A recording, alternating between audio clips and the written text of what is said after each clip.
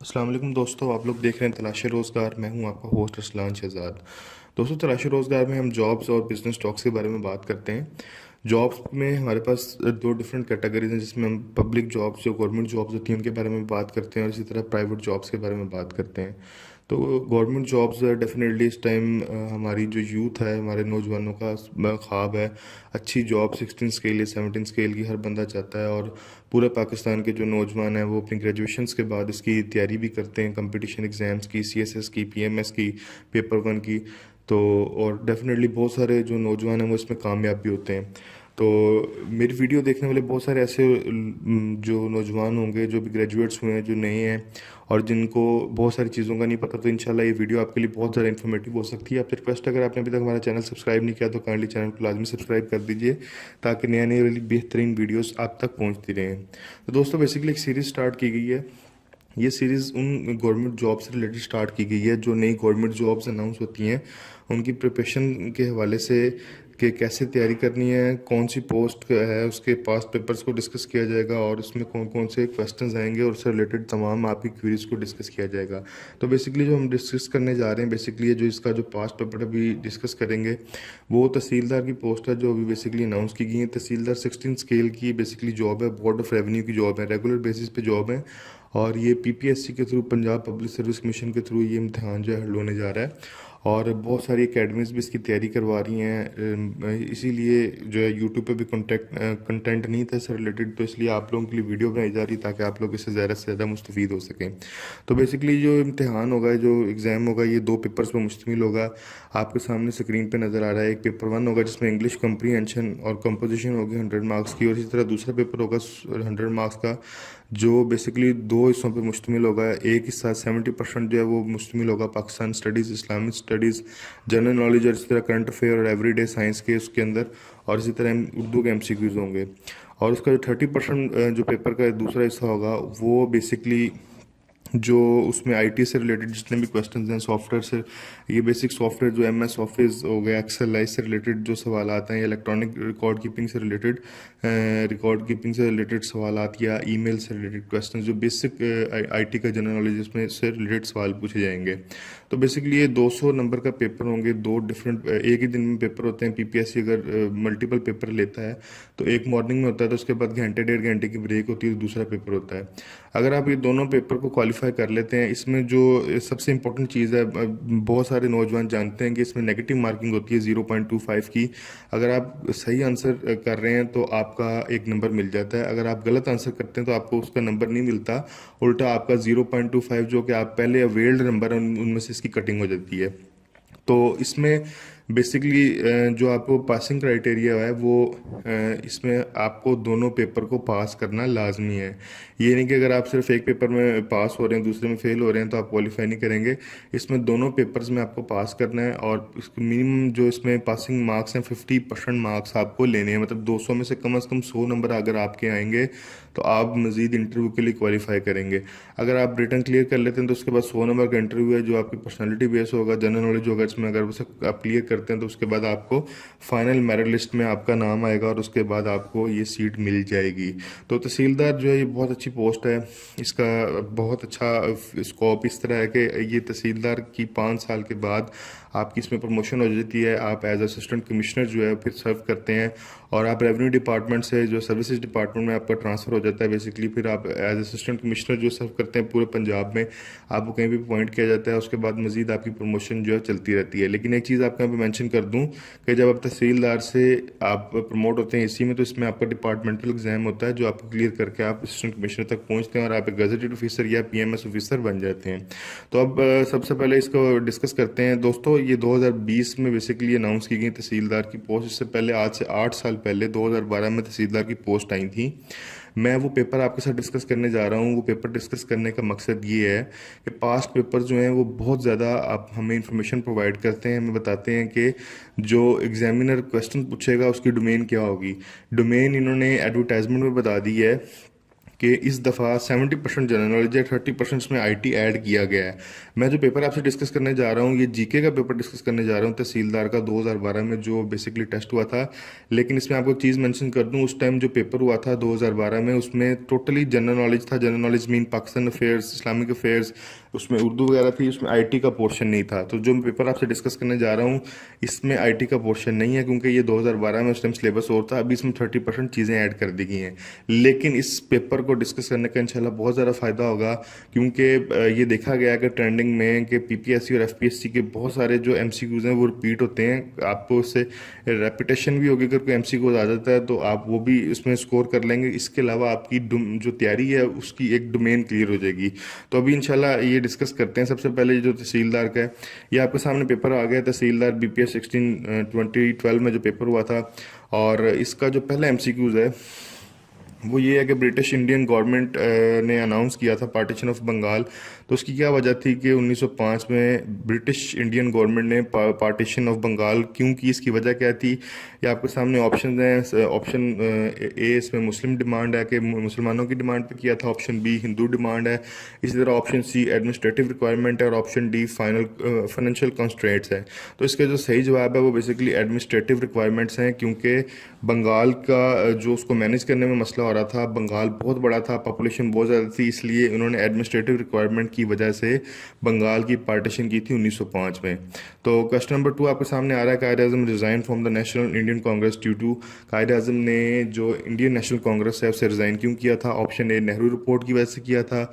Option B शूडी movement की वजह से किया था। Option C non cooperative movement की वजह से किया था। और ऑप्शन डी या क्वाइट इंडिया मूवमेंट की वजह से किया था। तो जो राइट आंसर है इसका नॉन कोऑपरेटिव मूवमेंट वजह थी, जिसकी वजह से कायद आज़म ने इंडियन नेशनल कांग्रेस को खैराबाद कह दिया था। अच्छा, क्वेश्चन नंबर 3 देखते हैं। Which of the following leader has had convinced Quaid Azam to join all India Muslim League? किस लीडर ने कायद आज़म को कन्विंस किया था कि वो मुस्लिम लीग को ज्वाइन करें? ऑप्शन ए इसमें सरागा खान है, अल्लामा इकबाल है, ऑप्शन सी मौलाना मोहम्मद अली जौहर, और ऑप्शन डी मौलाना शौकत अली। तो इसमें जो राइट आंसर है वो मौलाना मोहम्मद अली जौहर है। मौलाना मोहम्मद अली जौहर साहब ने कायद आज़म को इस चीज़ पर कन्विंस किया था कि वो मुस्लिम लीग को ज्वाइन करें। ऑप्शन 4 क्वेश्चन नंबर 4 जो है वो बेसिकली है पाकिस्तान नेशनल मूवमेंट जो है वो कब लॉन्च की गई थी इंग्लैंड से? 1933 में किस पर्सनैलिटी की जानिब से लॉन्च की गई थी 1933 में इंग्लैंड में? तो इसके ऑप्शन हैं, सैयद आमिर अली है, चौधरी खलीकुज़्ज़मान है, और ऑप्शन सी चौधरी रहमत अली, और ऑप्शन डी चौधरी वज़ीर हसन है। तो इसका जो राइट आंसर है वो बेसिकली चौधरी रहमत अली है। चौधरी रहमत अली ने 1933 में ये नेशनल मूवमेंट को लॉन्च किया था। तो इसके बाद फिफ्थ जो एमसीक्यूज़ है उसको देखते हैं। Central part of government of India act 1935 was not in force because of. जो 1935 का गवर्नमेंट का इंडियन एक्ट था उसको क्यों इन्फोर्स नहीं किया गया था? क्या वजूहत थी? Option A required number of principal state decline to join Indian union, के जो प्रिंसिपल स्टेट्स थी उन्होंने इसको ज्वाइन करने से इनकार किया था। सेकेंड वर्ल्ड वार शुरू हो गई थी। Option D British Indian government ये विलिंग नहीं थी इसको इन्फोर्स करने के लिए। तो इसका जो राइट आंसर है वो ऑप्शन ए है कि जितनी भी प्रिंसिपल स्टेट्स थी जो कि 600 से ज़्यादा थी वो इस चीज़ को मानने के लिए तैयार नहीं थी, जिस वजह से जो सेंट्रल पार्ट जो था इंडियन एक्ट 1935 का उसको अप्लाई नहीं किया गया था। तो ये ऑप्शन 6 बहुत इंपॉर्टेंट है, ये बहुत ज़्यादा रिपीट हो चुका हुआ है। तो ये वेरी वेरी इंपॉर्टेंट एमसीक्यूज़ है, बहुत सारे पेपर्स में आ चुका है। तो the founder of Indian national Congress वो कौन थे? विलियम हंटर थे, शरंदन बंजरी साहब थे, मोतीलाल नेहरू थे, या ए ओ ह्यूम थे? तो राइट आंसर जो है ऑप्शन डी है, ए ओ ह्यूम, जो बेसिकली इन्होंने इंडियन नेशनल कांग्रेस को फाउंड किया था, ये फाउंडर थे उसके। ऑप्शन 7 जो है ये और क्वेश्चन नंबर 7 है, the largest principal state by area at the time of partition. सबसे ज़्यादा बड़ी रियासत कौन सी थी पार्टीशन के टाइम पे 1947 में? ऑप्शन ए हैदराबाद दक्कन है, ऑप्शन बी कश्मीर है, ऑप्शन सी भावलपुर है, और ऑप्शन डी भोपाल है। तो जो इसका राइट आंसर है वो बेसिकली कश्मीर है। कश्मीर सबसे बड़ी रियासत थी पार्टीशन के टाइम। इस तरह क्वेश्चन नंबर 8 की तरफ बढ़ते हैं। The central national Mohammedan association जो 1877 में किसने फाउंड की थी? तो इसके और जो ऑप्शन हैं, चौधरी रहमत अली है, सर सैयद अहमद ख़ान है, सैयद अमीर अली है, और मोहसिनुल मलिक है। तो ये बेसिकली सैयद अमीर अली ने जो है Mohammedan association, national Mohammedan association जो है इसको जो है बनाया था। इसके बाद क्वेश्चन नंबर 9 देखते हैं। The constitution of All India Muslim League was drafted by the committee in 1907 by headed. तो जो बेसिकली मुस्लिम लीग का कॉन्स्टिट्यूशन बनाया गया था वो बेसिकली मौलाना मोहम्मद अली जौहर ने बनाया था। अब इसी तरह अगले जो एमसीक्यूज़ की तरफ जाते हैं, जो कि 10वां एमसीक्यूज़ है, उसकी तरफ बढ़ते हैं मज़ीद। 10वां एमसीक्यूज़ है बेसिकली वो ये है कि which amendment were propose by Qaid Azam in Nehru report 1928 to acceptable to the Indian Muslim. तो वो कौन सी रिपोर्ट थी बेसिकली जो कायद आज़म की तरफ से नेहरू रिपोर्ट में पेश की गई थी कि ऑप्शन ए है the Muslim should given 1/3 representation in central legislature, मुसलमानों को एक तिहाई रिप्रेजेंटेशन दी जाए सेंट्रल असम्बली में। या ऑप्शन बी थी for 10 years of Muslim should be represented in Punjab and Bengal according to their population. 10 साल के लिए मुसलमानों को पंजाब और बंगाल में उनकी आबादी के तनासुब के हवाले के हिसाब से रिप्रेजेंटेशन दी जाए।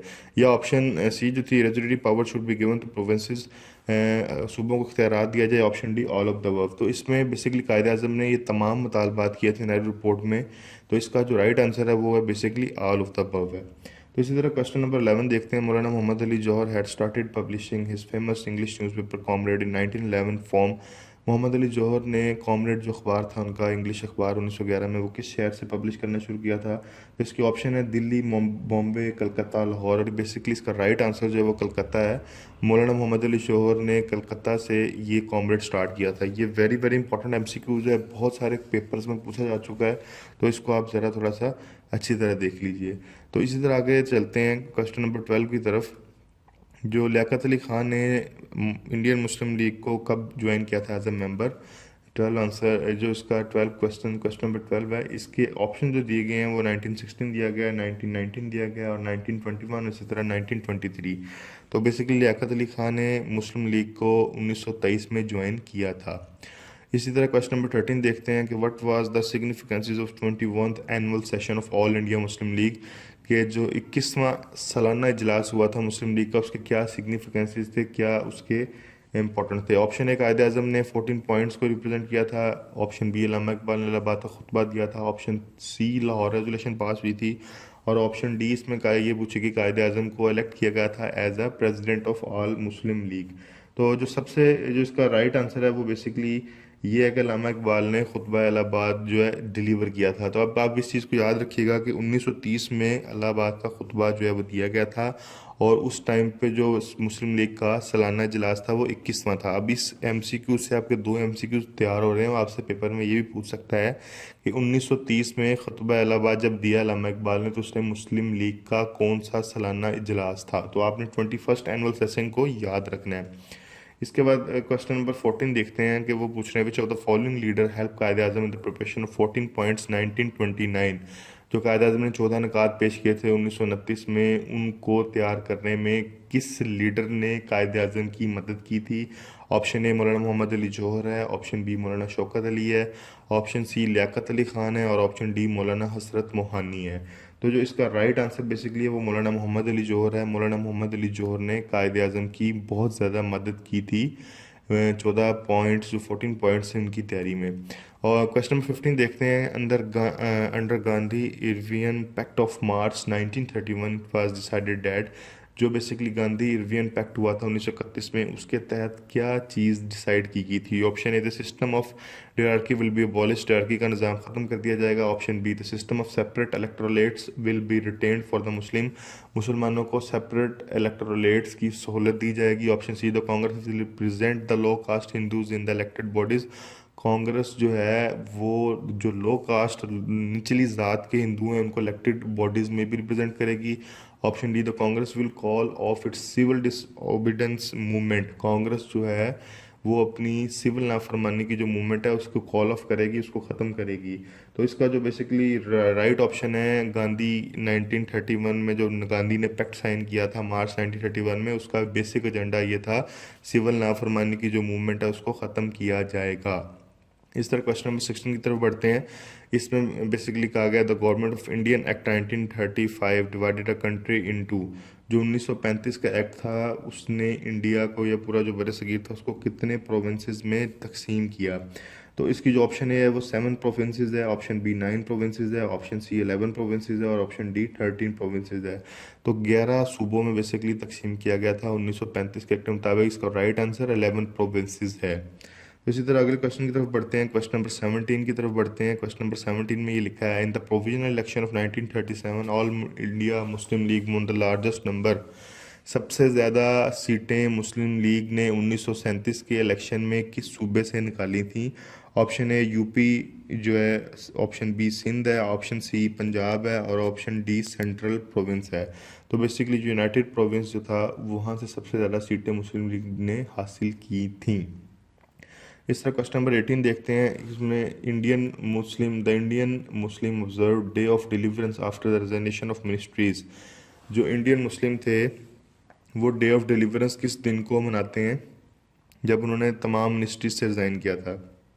इसके ऑप्शन जो हैं 12 सितंबर 1939 है, इस तरह 22 सितंबर 1939 है, 12 दिसंबर 1939 और 22 दिसंबर 1939 है। तो बेसिकली जो तमाम मुस्लिम जो लेजिस्लेचर थे उन्होंने 22 दिसंबर 1939 1939 22 दिसंबर को रिज़ाइन किया था, तो इसलिए इसको डे ऑफ डिलीवरेंस मनाया जाता है।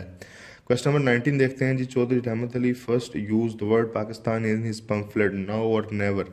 ये बेसिक एमसीक्यूज है मैट्रिक लेवल का, हर बच्चे हर कैंडिडेट को हर एस्पिरेंट को ये एमसीक्यूज आता है और ये वेरी वेरी इंपॉर्टेंट है, बहुत बार रिपीट हो चुका है। इसको भी आप स्टार इस पे मेंशन कर लें, हाईलाइट कर लें, ये बहुत इंपॉर्टेंट एमसीक्यूज है। तो 1933 इसका राइट आंसर हम सब जानते हैं।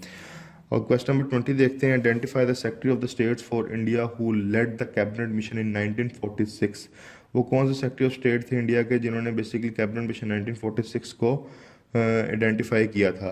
तो इसमें आपके पास ऑप्शन है सर स्टफर्ड क्रिप्स है, एम अलेक्जेंडर है, option C Lord Patrick Lawrence है और option D sir Anthony MacDonald है। तो इसका राइट आंसर है लॉर्ड पैट्रिक लॉरेंस जो थे बेसिकली उन्होंने वो सेक्रेटरी ऑफ स्टेट इंडिया थे जिन्होंने कैबिनेट मिशन 1946 को आइडेंटिफाई किया था।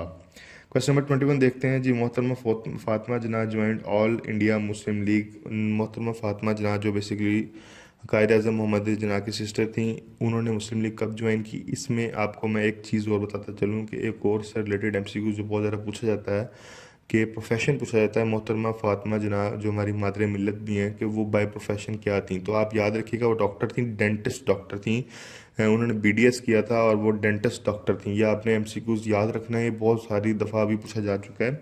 आप पास्ट पेपर्स अगर देखेंगे तो उसमें आपको बहुत ज़्यादा ये क्वेश्चन भी मिलेगा। तो मोहतरमा फातिमा अली जना ने बेसिकली 1939 को मुस्लिम लीग को ज्वाइन किया था। इसके बाद क्वेश्चन नंबर 22 देखते हैं। Lahore resolution of 23 March 1940 was seconded from Sindh province by. जो लाहौर रेजोल्यूशन 23 मार्च 1940 की थी, सिंध प्रोविंस के कौन से लीडर थे जिन्होंने इसको सेकेंडली इसको लीड किया था। तो इसके ऑप्शन है जी एम सईद है, मखदूम तालिबल मौलाना है, अब्दुल हरून है और सर शाह नवाज़ भुट्टो है। तो इसका राइट आंसर अब्दुल्ला हरून है। अब्दुल्ला हरून सिंध प्रोविंस से जो तहरीक पाकिस्तान जब चल रही थी या पाकिस्तान रेजोल्यूशन चल रही थी या आज़ादी की जो तहरीक थी उसमें जो सबसे इम्पोर्टेंट पर्सनैलिटीज़ सिंध से जो रिप्रेजेंट कर रहे थे लीडर्स जो थे उसमें अब्दुल्ला हरून जो है वो सबसे आगे आ गए हैं। तो अभी आगे क्वेश्चन नंबर 23 देखते हैं। Congress launch quit India movement against the British government. Congress ने जो क्विट इंडिया मूवमेंट थी कि अंग्रेज़ के अगुरे के ख़िलाफ़ जो स्टार्ट की थी कि हमारा इंडिया छोड़ कर तुम चले जाओ, ये कब स्टार्ट की थी। इसके जो ऑप्शन है, ऑप्शन ए 1940 है, बी 1941, ऑप्शन सी 1942 और ऑप्शन डी 1944 है। इसका राइट आंसर 1942 है। 1942 में बेसिकली कांग्रेस ने ये मूवमेंट लॉन्च की थी। क्वेश्चन नंबर 24 है। Gandhi Jinnah talks were held in 1944 to discuss the CR formula prepared by. जो 1944 में गांधी जना की टॉक्स हुई थी वो किसने प्रिपेयर की थी। सीआर फार्मूला बेसिकली जिसके सीआर फार्मूला एजेंडा था, ये सीआर फार्मूला किसने प्रिपेयर किया था। इसका ऑप्शन ए है Rajagopalachari, option B VP Menon, option C Abdul Kalam Azad, option D lord Wavell. तो इसका राइट आंसर जो बेसिकली वो राजो गोपाल चरी इसका राइट आंसर है। नेक्स्ट क्वेश्चन नंबर 25 देखते हैं, who presided over the Simla conference in 1945। ये बहुत ज़्यादा इंपॉर्टेंट एमसीक्यूज है, बहुत सारे पेपर्स में पूछा जा चुका है कि सिमला कॉन्फ्रेंस जो हुई थी 1945 की, बहुत इंपॉर्टेंट इवेंट है। इसको प्रिजाइड किसने किया था, सॉरी प्रिजाइड किसने किया था? तो इसका राइट आंसर जो है वो लॉर्ड वेवल है। आपने कंफ्यूज नहीं होना है, इसमें Lord Minto, Lord Ivan, Lord Mountbatten भी दिया, लॉर्ड वेवल को आपने इसमें याद रखना है। लॉर्ड वेवल ने इसको जो है प्रिजाइड किया था। क्वेश्चन नंबर 26 देखते हैं, after sir Aga Khan the next president of All India Muslim League. Aga Khan के बाद जो नए मुंतखब हुए थे मुस्लिम लीग के प्रेसिडेंट वो कौन थे? इसमें ऑप्शन आपके पास हैं। ऑप्शन ए इसमें वकारुल मलक है, ऑप्शन बी इसमें मौलाना ज़फ़र अली ख़ान है, ऑप्शन सी इसमें राजा साहब ऑफ महमूदाबाद और ऑप्शन डी मियां मोहम्मद शाफ़ी है। तो इसका जो राइट आंसर है वो राजा साहब ऑफ महमूदाबाद जो है वो बेसिकली आगा खान के बाद जो सेकंड प्रेसिडेंट मुस्लिम लीग के मुंतखब हुए थे। क्वेश्चन नंबर 27 देखते हैं, इसमें Hindus has launch swadeshi movement boycott English make goods. इसमें हमने थोड़ा सा शूडी और शिंगटन लेदन थी, ये स्वदेशी है, स्वदेशी मूवमेंट थी। बेसिकली उन्होंने बाइकआउट किया था तमाम ब्रिटिश प्रोडक्ट्स का। तो ये बेसिकली उन्होंने कब की थी, किस इवेंट के नतीजे में की थी? इसकी जो ऑप्शन है, हिंदू उर्दू हिंदी कंट्रोवर्सी 1867 के बाद की, पार्टीशन 1905 जो बंगाल की थी उसके बाद की, या जलियांवाला बाग 1919 ट्रेजेडी हुई इसके बाद की, या ऑल ऑफ दीज इवेंट। तो बेसिकली ये पार्टीशन ऑफ बंगाल के बाद हिंदूज़ ने ये स्वदेशाई मूवमेंट जो है ये लॉन्च की थी। क्वेश्चन नंबर 28 देखते हैं, the paper report on the brutality of Congress ministries 1937 was compiled by. जो एक रिपोर्ट पेपर रिपोर्ट के नाम से तैयार की गई थी, जो बेसिकली कांग्रेस मिनिस्ट्रीज की जो जुल्म थे उसको कंपाइल किया गया था। उसमें वो किसने प्रिपेयर की थी? ऑप्शन ए के फजलुल हक है, ऑप्शन बी राजा मोहम्मद मेहदी, ऑप्शन सी नवाब सलीमुल्लाह खान और ऑप्शन डी मोहम्मद शरीफ है। तो इसका राइट आंसर राजा मोहम्मद मेहदी है। राजा मोहम्मद मेहदी ने ये रिपोर्ट बेसिकली कंपाइल की थी। द ब्रिटिश क्वेश्चन नंबर 29 देखते हैं, the British parliament past Indian independence act. ये कब पास किया गया है? आप याद रखिएगा, इंडियन इंडिपेंडेंस एक्ट के तहत जो है बर सगीर को पाको हिंद में तकसीम किया गया था, पाकिस्तान और इंडिया में तकसीम किया गया था। तो ये जो है बेसिकली एक्ट कब पास हुआ था? इसका option A 3 June 1947, option B 14 June 1947, option C 18 July 1947 और ऑप्शन डी 24 जुलाई 1947। तो जो इसका राइट आंसर है वो 3 जून 1947 है। 3 जून 1947 को ये पास किया गया था। ऑप्शन 30 है, who among the following leaders had translated the Lahore Resolution from English to Urdu on 23rd March 1940। इनमें से कौन सा लीडर है जिसने लाहौर रेजोल्यूशन को तर्जमा किया था अंग्रेज़ी से उर्दू में 23 मार्च 1940 को? आपके पास जो ऑप्शन है मौलाना ज़फ़र अली ख़ान है, चौधरी खलीलुल ज़मान है, ऑप्शन डी डॉक्टर मोहम्मद आलम और ऑप्शन डी सर सिकंदर याद। इसका राइट आंसर जो है वो बेसिकली मौलाना ज़फ़र अली ख़ान है। क्वेश्चन नंबर 31 है, कायदे आज़म met M K Gandhi for the first time in 1916 at. Qaid Azam महात्मा जो बेसिकली गांधी साहब थे उनको कब मिले थे? 1916 में किस शहर में मिले थे? इसमें जो ऑप्शन है वो दिल्ली है, बॉम्बे है, कलकत्ता और लखनऊ है। तो कायदे आज़म और जो गांधी साहब हैं 1916 में लखनऊ में मिले थे पहली दफ़ा। Question number 32, identify the viceroy who made August offer in 1940।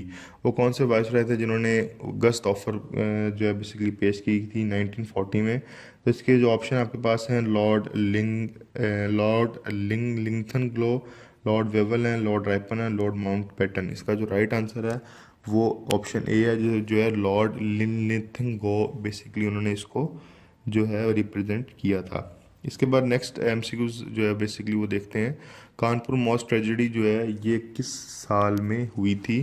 Question number 33 basically जो है 1909 में हुई थी, 1910 में हुई थी, 1913 में हुई थी या 1915 में हुई थी? तो ये बेसिकली 1913 में ये वाला ट्रेजेडी जो ये हुई थी। ऑप्शन क्वेश्चन नंबर 34 देखते हैं, Quaide Azam surrendered the most cherish demand of Indian Muslim separate electorate under the. Quaide Azam ने कब सरेंडर किया जो उनकी बेसिकली इंडियन मुस्लिम की डिमांड थी सेपरेट इलेक्टोरल सिस्टम की? वो पहले इनका जो एजेंडा था मुस्लिम लीग का वो एक सेपरेट जो इलेक्टोरेट सिस्टम चाहते थे। इस चीज़ से उन्होंने कब जो कायदे आज़म ने इसको सरेंडर किया, कब इससे उन्होंने इससे जो है इसके खिलाफ कर लिया, इसका हामी भरनी छोड़ दी। तो इसकी जो राइट ऑप्शन है दिल्ली प्रपोजल 1927 है, B modification propose in Nehru report 1928 14 points of 1929, या डी नन ऑफ दीज। तो इसका जो बेसिकली राइट आंसर है दिल्ली प्रपोजल 1927 के बाद कायद आजम ने सरेंडर कर दिया था अपने मौक़िफ़ से। क्वेश्चन नंबर 35 देखते हैं, Quaid Azam join all India Muslim League as a member in 1913, the 7th session of All India Muslim League. देखें, अब ये चीज़ याद रखनी, वो पूछ रहे हैं कायद आज़म ने, उसने खुद बता दिया कायद आज़म ने 1913 में ज्वाइन किया मुस्लिम लीग को, 7th सेशन था मुस्लिम लीग का। अब वो ये पूछ रहा है कि 7th सेशन किस शहर में हुआ था, कराची, कलकत्ता, आगरा या बॉम्बे। तो आपने ये बात याद रखनी है, 7th सेशन जिस सेशन में कायद आज़म मुस्लिम लीग को ज्वाइन करते हैं 1913 में, वो आगरा में हुआ था। इससे पहले एक MCQ इसी पेपर में हम डिस्कस कर चुके हैं, मोहतरमा फातिमा जना ने कब मुस्लिम लीग को ज्वाइन किया था, उसका आंसर 1939 था।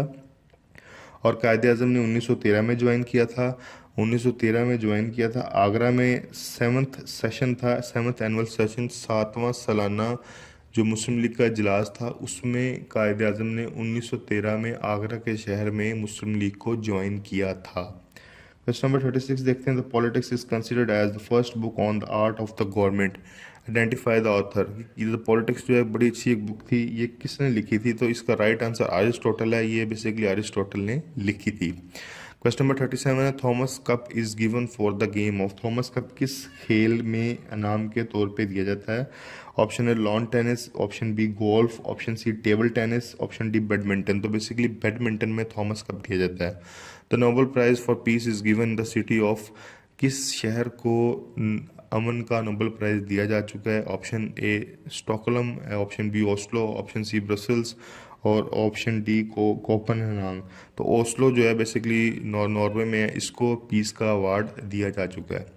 ऑप्शन क्वेश्चन नंबर 39 है, which is the largest gland in the human body. इंसानी जिस्म का सबसे बड़ा ग्लैंड। ये बहुत इंपॉर्टेंट MCQs है, आपसे ये भी पूछ सकता है कि इंसानी जिस्म का सबसे बड़ा ऑर्गन कौन सा है, तो उसे स्किन भी कंसिडर किया जाता है, और अगर इंटरनल बॉडी में पूछता है तो लीवर भी पूछता है। इसी तरह सबसे बड़ा जो ग्लैंड पूछा जाता है वो भी जो है वो लीवर आता है। तो दोस्तों इस वीडियो को यहाँ पे ख़त्म करेंगे, लेकिन ये 100 जो बेसिकली 100 MCQs का जो ये 100 MCQs का पेपर है, पूरा डिस्कस किया जाएगा। लेकिन इस वीडियो को यहाँ पे ख़त्म करते हैं, इससे रिलेटेड दूसरी वीडियो बनाई जाएगी, ताकि जो है इस क्योंकि लेंथी है कि हम MCQs को डिस्कस कर रहे हैं विद उसकी तमाम ऑप्शन के साथ और तमाम उसके हिस्टोरिकल पर्सपेक्टिव के साथ, इसमें टाइम लगेगा। तो इंशाल्लाह 39 के बाद आगे 40 से जो MCQ स्टार्ट होंगे वो नेक्स्ट वीडियो में डिस्कस करेंगे। तो आपसे रिक्वेस्ट है, अगर आपने अभी तक चैनल सब्सक्राइब नहीं किया तो चैनल को लाजमी सब्सक्राइब कीजिए और घंटी का बटन दबा दीजिए। नए आने वाली वीडियो तक के लिए आपसे खुदा।